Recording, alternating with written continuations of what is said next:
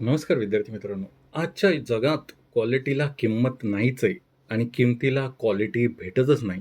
कोणी सूट-बूट घालून शिकवले, की खूप ज्ञान मिळतं असं होतच नाही. पण तुम्हाला काय झालंय, सवय झालेली आहे क्वालिटी सूट-बूटमध्ये बघायची. बघा, तुम्हाला कंबाईनची जी परीक्षा दिली असेल त्याच्यामध्ये मला माहिती आहे ग्रुप बीच्या प्रीला तुम्हाला वेळ पुरला नसेल. गणितामध्ये, बुद्धिमत्तेत जास्तीत जास्त 10-11 प्रश्न केले असतील. त्याच वेळेस माझा अप्रोच अशा प्रकारचा होता, शॉर्ट ट्रिक कन्सेप्ट आणि सगळ्या गोष्टी, जेणेकरून मला परीक्षेमध्ये 10 ते 12 मिनिटं शिल्लक उरले आणि त्यातल्या त्यात मी सगळे गणितं सोडून 20 पैकी 20 मार्क्स मिळवलेले आहेत. तर आता त्यामधले काही हॅक्स तुम्हाला सांगतो. माझी कंबाईन प्री पण निघालेली आहे. पण मी तुमच्यासाठी कॉम्पिटिशन नाही आहे. कारण की मला माहिती आहे माझा जी-एसमध्ये तुमच्यासारखा हात लागणार नाही आहे. म्हणून मी ह्या कॉम्पिटिशन ऑलरेडी गिव्ह अप करत आहे. फक्त तुमचे काहीतरी मार्क्स वाढावे एवढीच अपेक्षा आहे. बघा, आणि थोडासा माझा धंदा चालावा हा पण मेन मोटिव्ह आहे. जे सुटाबुटातले लोकं आहेत त्यांना थोडंसं गार करण्याचा पण प्रयत्न आहे या व्हिडिओतून. मी काय म्हणतो, ह्या ज्या तुमच्यासमोर ज्या काही गोष्टी दिसत आहे, हे फ्रॅक्शन्स आहेत, हे अपूर्णांक आहेत. ह्याच्या विरुद्ध त्याचे तुम्हाला दिलेले आहेत शेकडेवारी. म्हणजे ते किती शेकडा म्हणजे किती अपूर्णांक होतं, हा एक चार्ट आहे. हा तुम्ही 12 पर्यंत पाठ केला, तर तुमचं बघा अर्ध आयुष्य कसं सुखकर होतं, ते आपण ह्या चॅप्टरमध्ये शिकणार आहोत. शेकडेवारी आणि चक्रवाढ व्याज, नफा तोटा ह्या तिन्ही टॉपिकमध्ये ह्याचा वापर आपण करणार आहोत. बघा काय दिलेलं आहे, राजेशची उंची महेशच्या उंचीपेक्षा 20% कमी आहे. 20% कमी आहे म्हणजे 1/5. 20% म्हणजे 1/5. आता छेदातली किंमत नेहमी मूळ मानायची, अंशातली किंमत वाढ किंवा घट मानायची. इथे कमी आहे म्हटल्यानंतर अंश 1ने कमी आहे असं म्हणा, 4ने. मग आता जर ह्याची हाईट एवढी आहे 5 फूट आणि दुसऱ्याची हाईट 4 फूट आहे, तर हा ह्याच्यापेक्षा किती फुटने जास्त असणार आहे, तर 1च फुटाने. जेवढा फरक आहे तेवढ्यानेच. मग हा घ्यायचा, जेवढा कमी जास्त असेल तो व अंशस्थानी घ्यायचा आणि छेदस्थानी तुम्हाला ही कमी झालेली गोष्ट आहे ना, हे छेदस्थानी घ्यायचं. गुणीला 100 करायचं किंवा 1/4 याचाच अर्थ होतो 25%. ऑप्शन क्रमांक ए हे तुमचं उत्तर असेल. आता हे ज्यावेळेस गणित सोडत होतं ना, त्याच्यामध्ये एक इम्पॉर्टंट लक्ष द्या. काही सूट घालून काय म्हणतात, "अरे कमी झाली, कमी झाली, कमी झाली. अरे जास्त करा, जास्त करा, जास्त करा." अरे तुम्हाला ते लोकं आहे ना फॉर्म्युला रटायला लावत आहेत. कन्सेप्ट शिकवत नाहीयेत किंवा ट्रिक्स शिकवत नाहीयेत. तुम्हाला जोपर्यंत बघा माझ्या पोलीस भरतीचा जर विद्यार्थी जरी असेल ना, तर तो 20% डायरेक्ट डोळे झाकून 25% उत्तर मारून येईल. त्या वेळामध्ये तुम्ही ते लिहिणार ना 120 गुणिला 100 भागीला किती 20 गुणिला 100 असं करेपर्यंत आहे ना, पोरगं उत्तर मारून मोकळं होऊन जाईल. तसं नाही, उलटं झालं ते, सॉरी. 80 20 गुणिला 100 असं काहीतरी असेल. ठीक आहे, व्हॉटएव्हर. जे काही असेल ते करेपर्यंत आहे ना, पोरगं उत्तर मारून मोकळं झालेलं असणार आहे. सेम आहे, 20% कमी झाली म्हणजे 1/5. मग 5ची गोष्ट 1ने कमी झाली म्हणजे 4 झाली. 4 वरती किती वाढ घट आहे? 1ची गुणिला 100 25% ऑप्शन क्रमांक 4. ह्याच्यामध्ये पण सेमच आहे, सेम गणित आहे म्हणून एकाच पेजवरती घेऊन टाकले मी. त्याच्यानंतर बघा, वंदनाची उंची रेखाच्या 40%ने कमी आहे. 40% हे टक्केवारीचं चिन्ह, याचा अर्थ असतो भागीला 100. आता जे फ्रॅक्शनमध्ये नाही शिकलो, मग ते फ्रॅक्शन काढता पण आले पाहिजे. ते कसे काढायचे, तर हे चिन्ह दिसलं की भागीला 100 लिहायचे. मग इथे येणार 2/5. मग 5 जर असेल तर इथे काय झाली आहे, कमी झाली आहे. मग अंशाची कमी झाली आहे म्हणजे 2ने कमी आहे 3. मग हे जे ज्याच्यापेक्षा जास्त असेल तो ऑब्व्हियसली 2नेच असेल. 2ने कशापेक्षा, तर ह्या 3 पेक्षा. गुणीला 100 करा. 1/3. 1/3 म्हणजे असतात 33%. मग 2/3 किती होणार आहे, 66%. डायरेक्टही काढू शकता किंवा गुणीला 100 केलं तर इथे किती येणार आहे, 200/3 म्हणजेच असतं 66.66%. आता इथे जर तुम्ही काढत बसला ना, 60 इकडे येणार छेदामध्ये 60 वरती किती येणार, 40 गुणीला 100 हे जर काढत बसला तर झालं तुमचं रामनाम सत्य होऊन गेलं पेपरमध्ये. त्याच्यानंतर सेम टाईपचा प्रश्न आहे, 60% ने वाढली घरात किंमत, किती टक्के कमी करावी म्हणजे खर्चात कपात होणार नाही. आता 60% याला आपण सेम तसं काढलं तर 60 भागीला 100 इथे किती येणार आहे, 3 छेदामध्ये 5.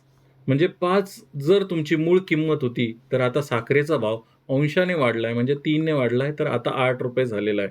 ठीक आहे, नवा भाव ₹8 झाला. पहिले तुम्ही ₹5 खर्च करत होता. मग या वाढलेल्या भावावरती तुम्ही ₹3 कमी खर्च करणार आहात. ₹3 कमी खर्च करणार आहात. इथे वाढ झाली होती म्हणून अधिक केलं. आता हे कमी करायचे आहेत कशावरती, तर वाढ झालेल्या गोष्टीवरती. गुणीला 100. आता बघा 1/8 म्हणजे काय असतं, 12.5% असतात. 1/8 म्हणजे 12.5% असतात. 3/8 याला जर 3ने गुणलं तर 12 36 म्हणजे 37.5% असतात. आता ही प्रॅक्टिस कराल ना तुम्ही हळू तरी तुमचं काही दिवसामध्ये हे एकदम परफेक्ट होऊन जाईल. तुम्हाला भीतीसुद्धा नाही वाटायची. एका वस्तूच्या किमतीत 45% ने वाढ झाली. आता 45% ह्याचे काही फ्रॅक्शन आपण पार्ट नाही केले. मग भागीला 100 लिहायचे. इथे 5 ने भाग दिला तर नावापाचे 45 आणि 20 म्हणजे ₹20 ची गोष्ट आहे. तर भागाकारामध्ये तुम्हाला काय सांगितलं, वस्तूची किंमत किती? ही वाढलेली किंमत आहे. ठीक आहे. वाढ केल्यानंतर 87 झाली. मग मूळ किंमत तर 20 असणार आहे. ऑप्शनमध्ये 20 ने भाग जाणारी एकमेव संख्या आहे 60.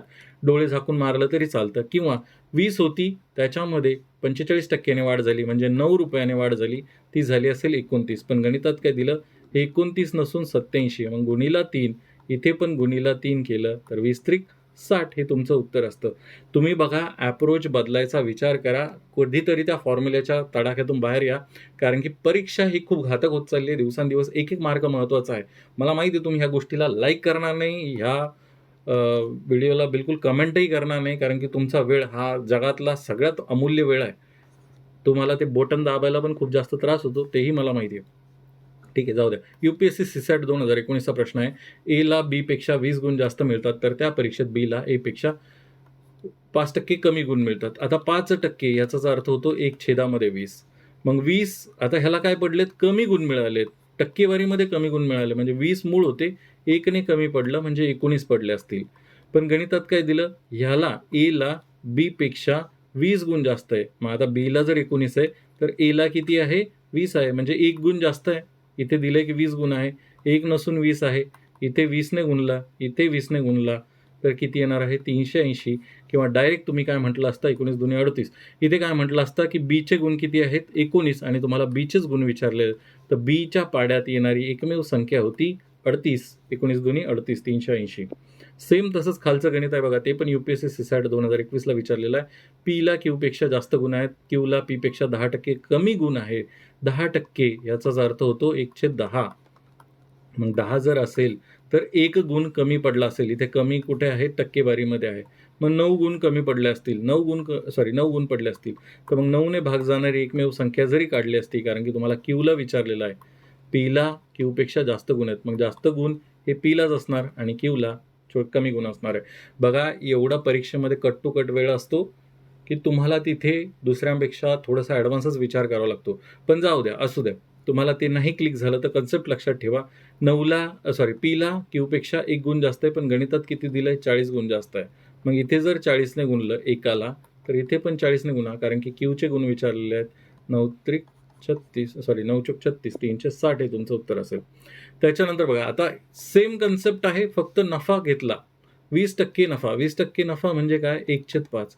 म्हणजे ₹5 जर तुमची खरेदी किंमत असेल, तर अंशाचा नफा झाला म्हणजे ₹1 नफा झाला. ती गोष्ट गेली 6ला. पण गणितात काय दिलंय? 6 नसून 720 आहे. मी याला तोंडीही सॉल्व्ह करू शकतो, पण तुमच्यासाठी मला एवढं सगळं लिहावं लागत आहे. ज्यावेळेस तुम्ही प्रॅक्टिस कराल ना ह्या विचाराने, तर तुमचे मौखिक उत्तर निघणार आहेत. ठीक आहे.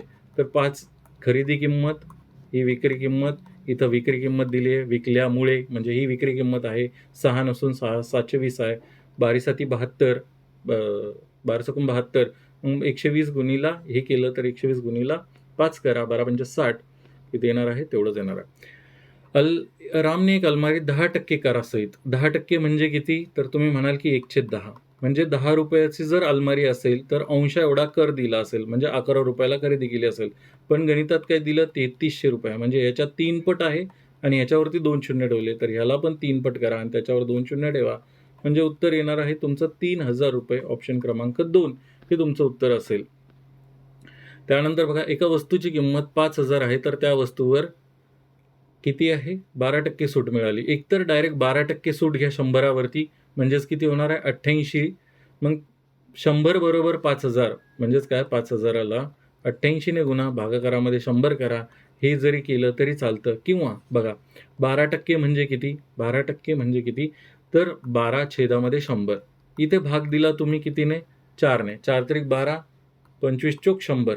ठीक आहे ना? म्हणजे तुमचं काय? की वस्तू ₹25 होती, त्यावरती ₹3 सूट मिळाली, म्हणजे 12% सूट मिळाली. मग ती वस्तू फायनली कितीला गेली असेल? ₹22ला. त्यांनी काय म्हटलं की त्या वस्तूची किंमत 25 आहे. 25 नसून किती आहे? 5000 आहे. म्हणजे याला 2 ने गुणलं तर हे 500 होतील. 20ने गुणल्यावर आणि हे 200ने गुणला. इथे पण 200ने गुणा. किती येणार आहे?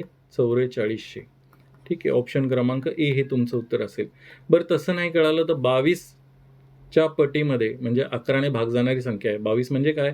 तर तुम्हाला ह्याची किंमत काढायची म्हणजे 11ने भाग जाणारी संख्या आहे. तर ही 11ने भाग जात नाही कारण की या दोघांची बेरीज केली 12 वजा 8 4 येणार आहे. या दोघांची बेरीज केली किती आली? 12 वजा 17 5 येणार आहे. इथे पण भाग जाणार नाही. इथे पण 8 वजा 9 1 भाग जात नाही. ठीक आहे ना. एकमेव संख्या होती 4 आणि वजा 4 शून्य आलेलं आहे. इथे भाग जाणार. बघा आता हे गणित सोडवायच्या आधी एक लाईक तो बनता यार. लाईक आणि हाईप करा. गरीब लोकांना थोडंसं सूटबूटमध्ये येण्याचे चान्सेस द्या. एक दुकानदार 32 रुपये छापील किमतीची एक औषधाची बाटली ग्राहकाला 40 रुपयास विकतो. ठीक आहे. पहिल्या व्यवहाराच्या वेळी प्रथम व्यापाऱ्यास ती वस्तू छापील किमतीला मिळाली. त्याने ती दुय्यम व्यापाऱ्यास 36 रुपयाला मिळाली होती.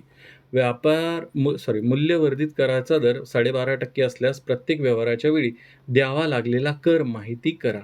ठीक आहे. मग आता यांनी काय दिलेलं आहे? 12.5%. 12.5% म्हणजे डायरेक्ट मी म्हणू शकतो 1/8. मग पहिल्या व्यवहाराच्या वेळी प्रथम व्यापाऱ्यास ती वस्तू छापील किमतीत मिळाली.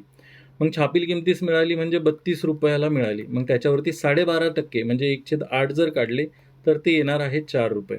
त्याच्यानंतर काय म्हणतो याने ती दुय्यम व्यापाऱ्यास 36 रुपयाला विकली. आता इथे तुम्हाला काय विचारलेलं आहे? मूल्यवर्धित कर विचारलेला आहे. मूल्यवर्धित म्हणजे काय? कितीची वाढ झाली? याच्यावर 36 रुपयाला विकल्यावर 4 रुपयाची वाढ झाली. मग ह्या 4 रुपयावरती तुम्हाला कर लागणार आहे. 4 गुणिले 1/8 म्हणजेच किती झालं? 0.5. ठीक आहे. त्याच्यानंतर परत ह्याच्यावरती अजून 40 रुपयाला विकलेली आहे पुढे. ठीक आहे ना. बाटली ग्राहकाला 40 रुपयाला दिली.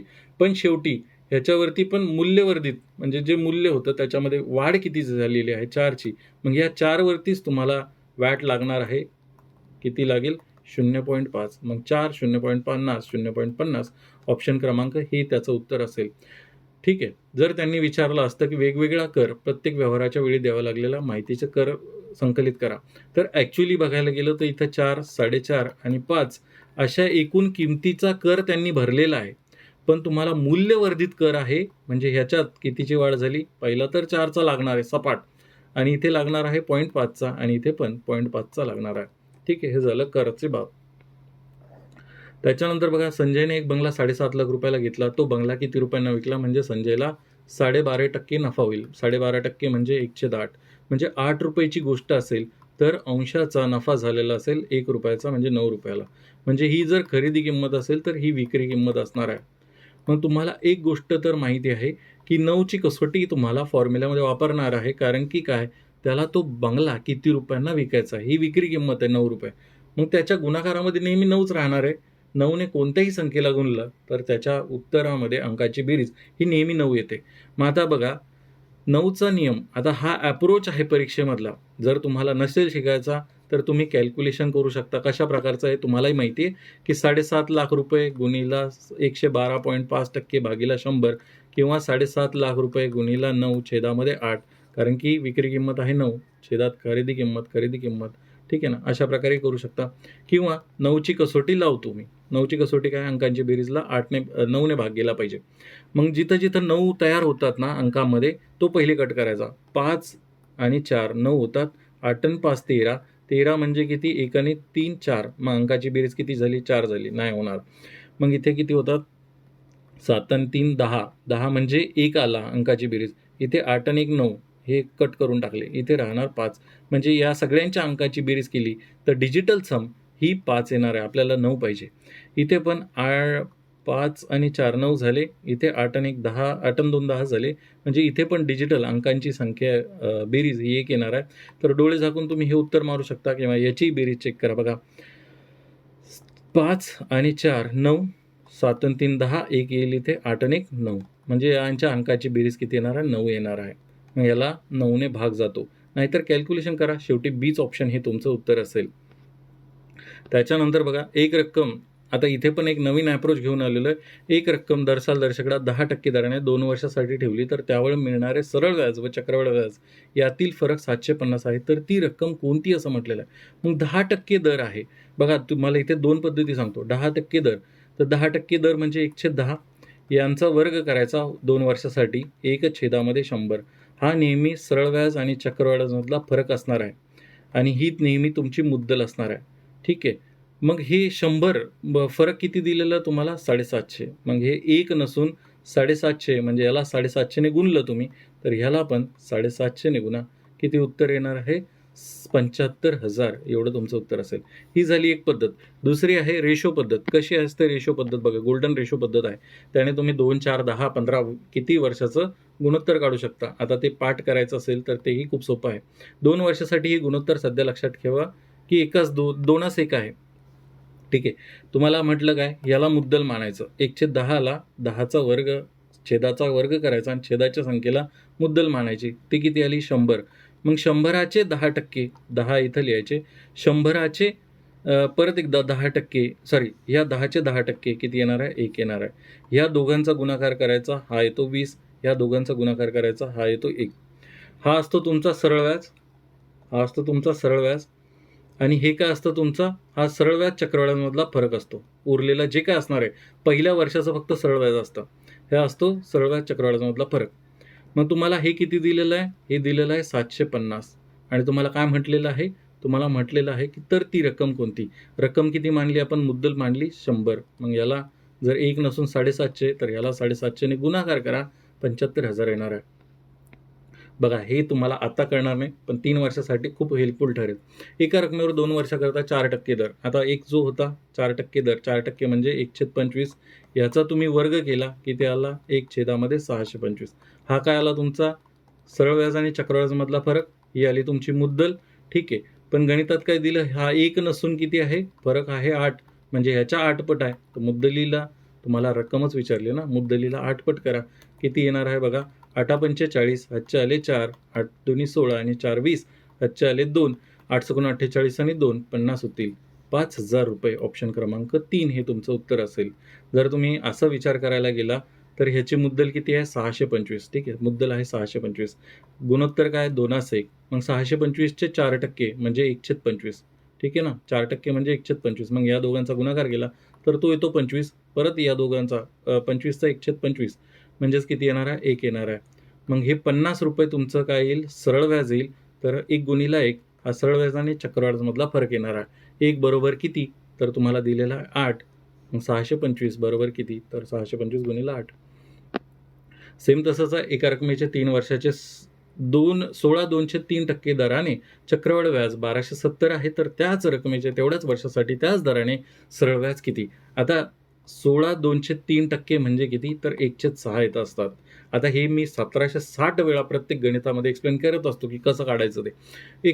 इथे आपण तो शिकत नाही आहे. आपण तुम्हाला फक्त अप्रोच सांगत आहे की परीक्षेमध्ये जर तुम्ही या गोष्टी शिकलात तर किती बेनिफिट होऊ शकतो मी तुम्हाला फक्त एवढंच सांगून देऊ इच्छितो. मग 1/6 आला तर 1/6 आता 3 वर्षासाठी आहे म्हणून ह्याचा घन करायचा. किती येणार आहे? 1/216. मग हा 216 नेहमी मुद्दल मानायची आणि हा फरक नाही मानायचा. तो फक्त 2 वर्षासाठी असेल. मग आता तुम्हाला रेशो सांगितला होता 2 वर्षासाठी. आता 3 वर्षासाठी जर तुम्ही रेशो काढला तर हा 3:1 येतो. आता हे कसं लक्षात ठेवायचं? हे आपण गोल्डन रेशो म्हणजे तुम्ही 10 वर्षाचं पण चक्रवाढ व्याज काढायला सांगितलं तरी तुम्ही काढू शकता. या गोल्डन रेशो चॅप्टरमध्ये मी घेतलेलं आहे ते सेपरेट. ठीक आहे ना. मग ही मुद्दल आहे आणि त्याचा दर 16.02% म्हणजे काय? 1/16. मग 216चे 1/6 ही जर मुद्दल मानली तुम्ही 216 तर 216चे 1/6 म्हणजे 36 होतील. ठीक आहे ना. परत 36चे 1/6 म्हणजे 16.02% किती होणार आहे? 6 आणि 6चे 1/6% 1/6 ने गुणाकार केला तर तो येतो 1. ठीक आहे. मग यांचा गुणाकार करायचा हा किती येणार आहे? 108. यांचा गुणाकार केला हा किती येणार आहे? 18 आणि यांचा गुणाकार केला तर तो किती येतो? 1 येणार आहे. मग आता तुम्ही इथे काय म्हणू शकता की हे आहे तुमचं सरळ व्याज. ठीक आहे. हे आहे तुमचं सरळ व्याज. तुम्हाला चक्रवाढ व्याज विचारलं तर हे सगळं मिळून चक्रवाढ व्याज होतं. हे सगळं मिळून चक्रवाढ व्याज होतं. ठीक आहे. सेम तसं मागच्या ह्याच्यामध्ये पण तुम्हाला सांगायचं विसरलो वाटतं मी की हे दोन्ही मिळून काय होणार आहे? तुमचा चक्रवाढ जाणार आहे. हा फरक असणार आहे तुमचा सरळ व्याज आणि चक्रवाढमधला. हे सरळ व्याज असेल. ठीक आहे. पहिल्या वर्षाचं नेहमी काय असणार आहे? सरळ व्याज असणार आहे. ठीक आहे. मग चक्रवाढ व्याज तिन्ही मिळून झालेलं आहे. 108 + 18 + 1 किती झाले? 127 झाले. मग 127 नसून हे किती झालेले आहे? गणितात दिलं हे 1270 आहे. पहिले तर ऑप्शनमध्ये बघा, तुम्हाला काढायचं आहे सरळ व्याज, तेवढंच वर्ष तोच दर आणि हा चक्रवाढ व्याज दिलेला आहे. तर जे चक्रवाढ व्याजापेक्षा मोठी संख्या आहे ते तर सरळ व्याज असणारच नाही, कारण की दर आणि वर्ष समान आहे. त्याच्यानंतर बघा, आता हा सरळ व्याज किती पट आहे याच्या? 127 आला तुमचा चक्रवाढ व्याज. हा या सगळ्यांचा मिळून चक्रवाढ व्याज आला तुमचा 127, पण गणितात दिलाय 1270. हा याच्या 10 पट आहे. मग सरळ व्याजाला आपण 10 पट जर केलं तुम्ही, तर ते किती येतं? 1080. ऑप्शन क्रमांक 2 हे तुमचं उत्तर असेल. तसं पण लॉजिकली विचार केला ना, हे 2 ऑप्शन इलिमिनेट केले आपण, तर 216 चा जर 106 पट काढून घेतला आपण, तर हा किती येणार होता? 36 येणार होता. मग 36 अशी संख्या आहे ज्याला 9 ने भाग जातो. मग ह्याच्यामध्ये 9 ने भाग जाणारी एकमेव संख्या उरली होती, जी होती 1080. ऑप्शन क्रमांक 2 हे तुमचं उत्तर असेल. बघा, जर तुमचे काही डाऊट असतील ना, तर तुम्ही ह्या टेलिग्राम ग्रुपवरती मला बिनधास्त प्रश्न पाठवू शकता. ही आपली 59ची मंथली मेंबरशिप आहे. हा आपला WhatsApp चॅनलसुद्धा आहे. तुम्हाला कोणाचे चॅनल आवडत असेल तर त्याच्या चॅनलवरून शिका. माझं चॅनल तुम्हाला लाईक आणि हाईप नसेल करायचं तर बिनधास्त पळून जावा. धन्यवाद.